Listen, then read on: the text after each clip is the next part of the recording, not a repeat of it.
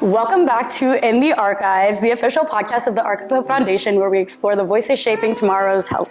My name is Milka, and I'm your host. Today, we have a very special guest with us, Dr. Akash Raola. He's not only a neurology resident, but someone who's also built a strong, inspired social media following, so welcome. Thank you. Of course. So before we dive in, Dr. Raola, what's something fun or unexpected about you that we wouldn't guess from your Instagram? Something fun or unexpected you wouldn't guess my Instagram. Yeah, I'm a pretty boring guy. That's cap. It's a typical routine every day. Go to work, come back home, go to the gym, read a book here and there, play virtual golf for about 2 hours. Oh. Then rest. Yeah. My life is not as exciting as the Instagram is going to show. Really? Okay, that's a hot take. You definitely make it seem fun though, for sure. So I'll give that one to you. But can you talk us through a little bit about your journey into medicine? Was there a particular moment where you knew you wanted to be a doctor, and how you knew you were going to go into neurology specifically? Yeah. So in terms of medicine, I think growing up, I couldn't think of a job the typical jobs I would see is both my parents were in IT.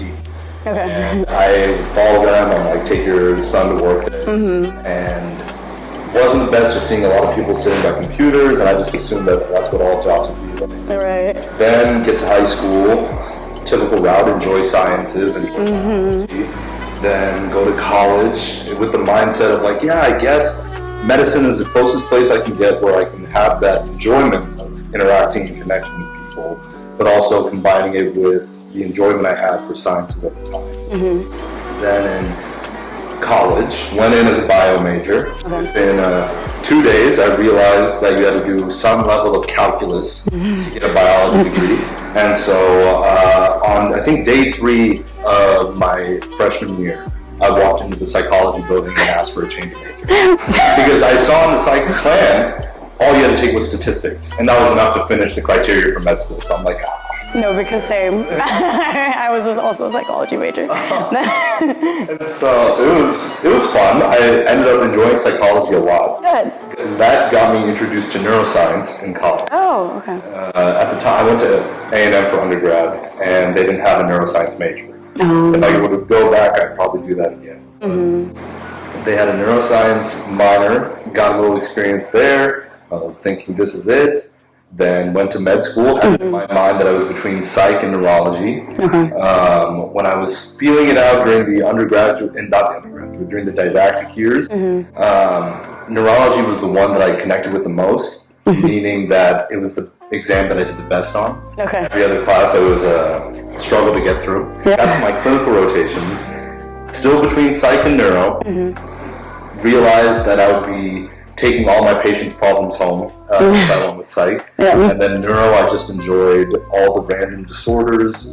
And it was the only rotation in medical school that I wouldn't mind staying late, enjoyed actively learning about it at home, and then simple as that, and applied. That's awesome. No, I think that's great. You always had an inkling in the back of your mind, but it truly never showed until you actually got to that point in your rotations. That gives hope to us MS1s that don't really know what we're doing. So yeah, that's awesome. I guess here at the Ark of Hope Foundation, with what we do, we really focus on a real connection with the community. And I know you're not formally educating on through your content, but do you feel like you're helping make medicine feel more human and relatable? Yeah. And if so, how so? Yeah, so I did used to notice that with some of the comments on the videos I would post, whether it be the vlogs, taking people through a day in the life of med school, day in the life on clinical rotations, things like that. People would always ask, what things would you recommend? How hard is it to get into things? Right. And at certain times I would do live sessions as well, and a lot of those would just end up being asking for recommendations on what advice. Yeah, that's fair. What medicine is like. So I would like to end up doing maybe a little more of that. Because I still think people have a lot of fear is not the right word that I want to use. Maybe reproach when thinking about going into a career in medicine. It is a very, very difficult path. It's a path that's only going to be worth it if it's truly what you want to do. And at the end of the day, it's best for people to know that what you're getting into before they even start the journey. Because it's a tough journey, rewarding journey by the end of it. And I'm still not even at the end. It's still it's still going. But I think it's best for more people to actually get to know what they're truly getting into before they commit to a life in medicine. So I know how like you're fairly new to Lubbock, and so that's been a big transition for you. So how's it been like in terms of like your doctor side, resident side, working with this population, this rural population, as a neurologist especially, or a neurology resident? Yeah, so I'd say when I went to A&M, that was probably my first exposure into like rural Texas. A&M is much, much smaller than Lubbock. It was, at least I had some experience prior before I came here. But the population here, they're very kind. Yeah. It's a lot more of really chronic diseases, which could be related to lack of access to maybe regular PCP follow-ups or lack of access to education about disease states or understanding about disease states. But like some of the stuff we learn in didactics about, the example that keeps coming up is the amount of neurosyphilis patients that I've seen in Lubbock. Okay. Because it's like the end stage thing that happens when you're infected with syphilis, and it affects the brain, affects the nervous system, and usually it's a long progression. Okay. You can usually catch syphilis earlier on if they come in a little bit earlier, but I think that's what's intrigued me the most, is seeing essentially almost near the end of these chronic disease states, all the presentations that we learned about in the didactic years actually popping up as expected. Yeah. And has it been hard for you to, I guess, adjust in terms of like learning how to treat the population, or it's been kind of the same since? I think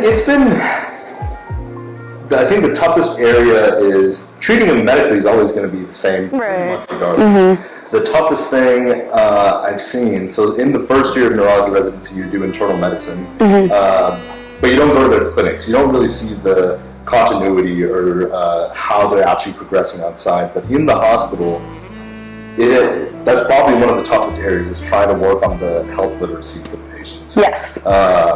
Because you can try and explain it, and maybe this is an area I need to improve on too. Trying to find the best way to convey to a patient what their disease state is, what things they need to be doing, what medications they need to be taking.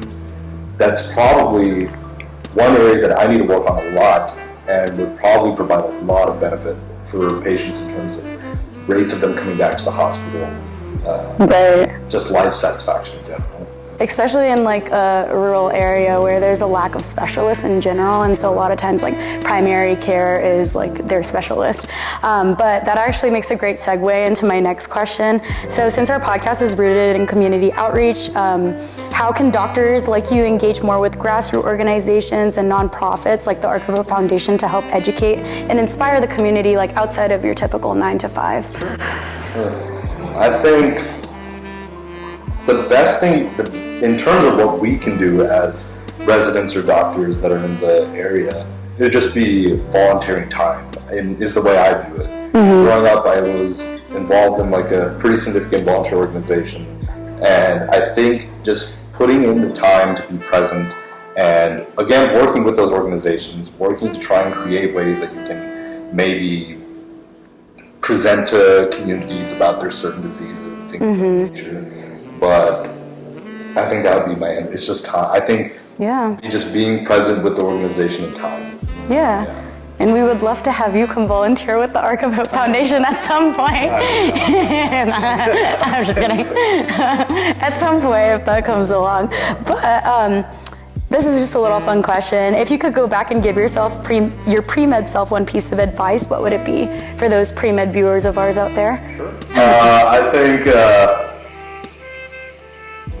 for the pre-med students, I would say the biggest thing is really because of the friends that I've seen in medical school, that they went into it thinking it might be something they do, but they didn't really put much thought into it. Is just really make sure that this is what you want to do, because this is medicine is essentially going to be a huge part of your life. Exactly. In terms of how long it takes to get into it, how long it takes to be certified professional, board certified, taking retesting exams to maintain your certification.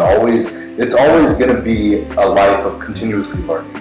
And that's great. I enjoy it. I love learning about new things. And Right. Obviously, there's a large population of people that enjoy it. Yeah. And they're being doctors. Before I guess I don't want to say waste time, because it shouldn't be a waste. Before you commit to like such a... Commit to something. Yeah. Just make sure it's truly something you want to do.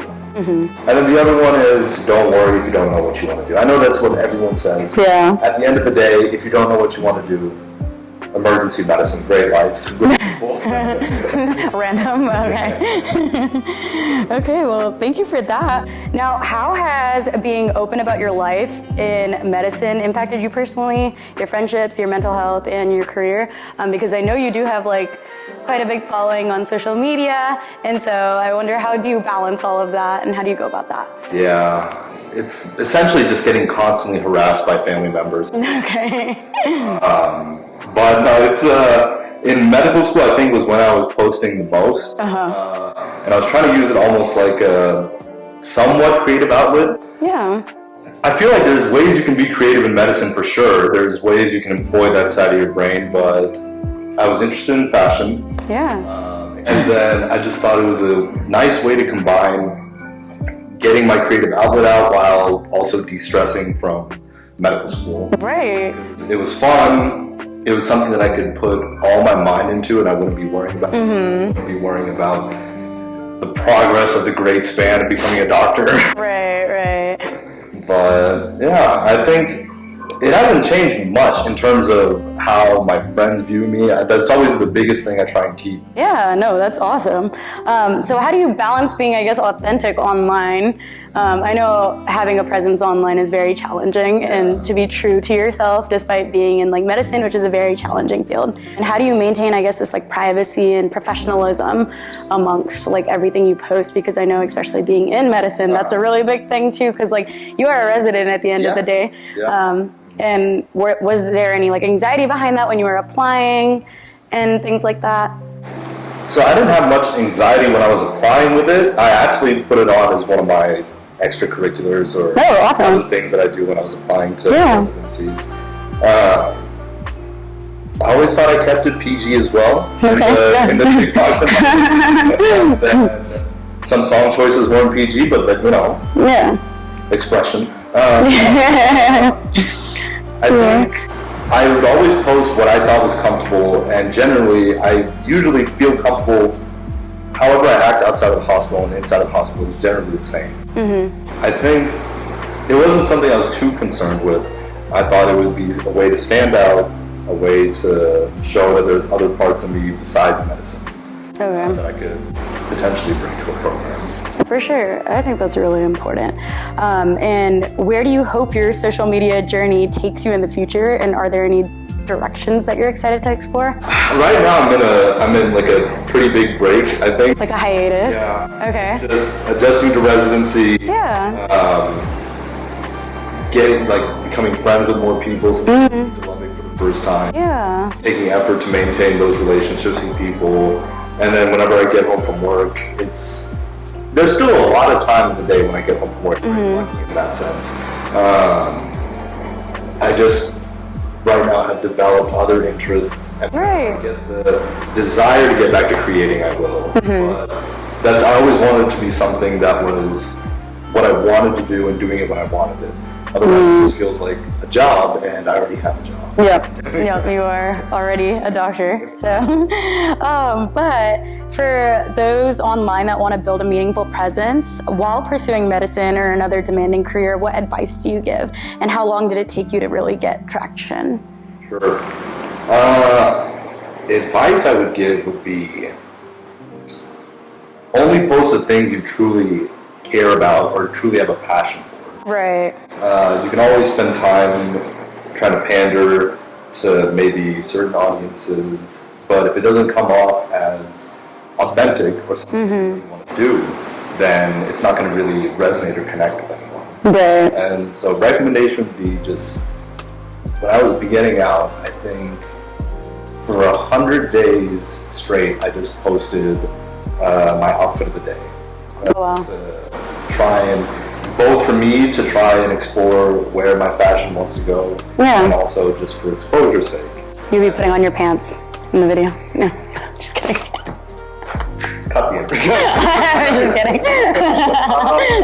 But just trying on different things, and then once I got into making videos, I found out how much I enjoyed trying to get different angles, trying to see how different shots and transitions would work, try and finding the perfect song that would match with the energy of the video. Yeah. I ended up really, really enjoying it, and then I think that just kept on making my videos better and better. The more I kept doing it, the more I found areas I could refine, the more I found lighting, different little things to make the videos just end up being a better product. When I go back and look at like my first video I made compared to like some of the more recent ones I made, there's a clear difference in at least the amount of effort, the amount of editing, and it was all coming from a place of like genuine enjoyment. I think that's the biggest thing. If you don't enjoy it, you're not going to make the best product you can make.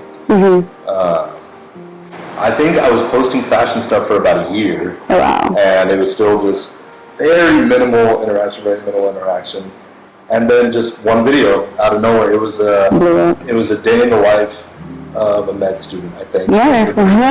And it just went extremely viral. That the following just kept building on top of that. What's one myth or misconception people have about neurology that you wish you could debunk? That we're weird. We're not weird. I'd say the biggest myth with neurology is you can't make the patients get better. This is what I used to always hear from like my friends when I was telling them I was gonna apply for neuro. They were just like, "Oh, but you can't really do anything for your patients. You're just sort of disease managing, Okay. and they don't actually get better." But there's two areas that was like are my biggest interest in neurology.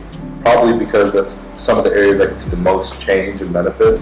But in headache patients, in seizure patients, you can work with them really well, and most of the time, once you get everything right, their life satisfaction can like shoot through the roof. And when you're able to take someone that's having 20 migraines a month down to 1 every 5 months, like their life is better, they're able to actually enjoy social activities, be able to perform at work well. And the same goes for seizures. You can use the same example, like 20 seizures a month compared to hopefully none, if you're able to tailor everything perfectly. And I just think that there's more areas that you can help a patient get better than people think in neurology. And there's also, I would think it's one of like the most interesting things to see what comes in the future in terms of treatment modalities, in terms of new medications. I feel like there's a lot of potential for change in how we manage any number of conditions. For sure, and especially I feel like nowadays with AI and everything on the come up, we never know where it's gonna go. But now just a little side quest. So what's one hobby you refuse to give up no matter how busy you are as a neurology resident? Doom scrolling on TikTok. I mean, that's my 1 hour routine. Right. It's just going through TikTok and Instagram. When I should be going for educational purposes, right? That's a tough one. I'd say, honestly, the biggest hobby that I will sacrifice sleep continuously and other areas of my life outside the hospital would just be hanging out with my friends. It's, even in medical school, in college, even now in residency, I will 10 times out of 10, 9.9 times out of 10, go to sleep a little too late. Because I get so much more life satisfaction and enjoyment in those 1-2 hours that I get to just do nothing with my friends than usually anything else. Yeah, no, that's awesome. That's fun. And then I guess if you weren't a doctor, what would you be? In theory, I think I would enjoy it once the actual math gets involved, but astrophysics would be fun. Oh, okay. This is, oh god, of all the sciences in like college, the one that I actually enjoyed learning about the most probably was physics. It was just interesting science to learn how the world works. Yeah. And then I absolutely love space. Okay. Everything there is about space, I love learning about space. Interesting. This is doing nothing for neurologists or weird. It's okay, it's an unpopular opinion. But before we wrap up, where can people find you online and follow your journey? Yes, Texas Tech Neurology Clinic, 3rd floor. I need patience, but no. What are you? Instagram is just my name, Akash Raola. That's about it. I don't really do much else. Okay. Right now it's a deep hiatus. Deep hiatus. Out of it. Hopefully this will make you come out of it.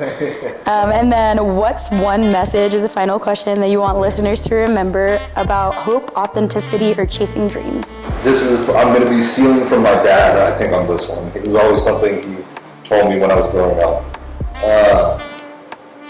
In terms of reaching your goals, in terms of achieving whatever you want to achieve, if you truly put your mind to it, and I know that's a easy phrase to say, very difficult to actually act.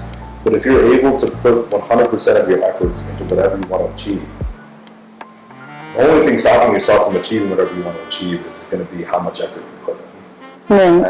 Is the way I look at it. I'm sure that's a very optimistic way to look at the world, but I still think that you can achieve the majority of the things that you set out for yourself if you have 100% conviction and determination in what you want to do. That's amazing. Okay, well, thank you so much, Dr. Raola, for joining us and sharing your journey. And thank you to our listeners for tuning in to our second episode of In the Archives, where we believe in the building bridges between medicine and the community. Stay tuned and we'll follow up with y'all next time. Bye.